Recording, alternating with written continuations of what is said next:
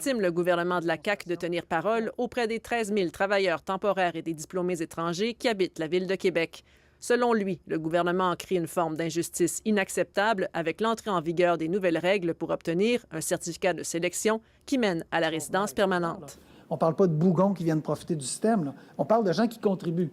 On parle de gens qui font de Québec ce qu'elle est. Des citoyens à part entière. Je veux vous entendre, je veux comprendre.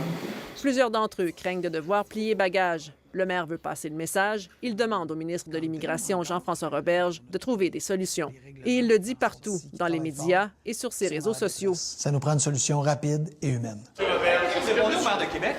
Est-ce que... J'y ai déjà répondu. Vous lui avez parlé ou... Non, mais j'ai précisé, je pense qu'il fallait rétablir, je vous dirais, l'information juste, là.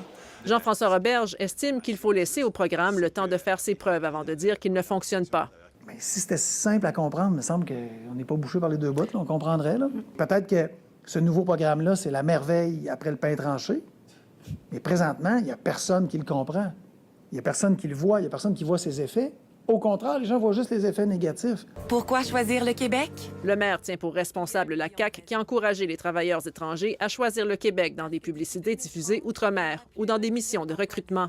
Il invite aussi les entreprises d'ici à défendre publiquement leurs employés qui seront forcés de quitter le Québec. J'ai fait front commun avec la Chambre de commerce de Lévis. Des centaines d'entrepreneurs se sont fait des manifestations devant l'Assemblée nationale.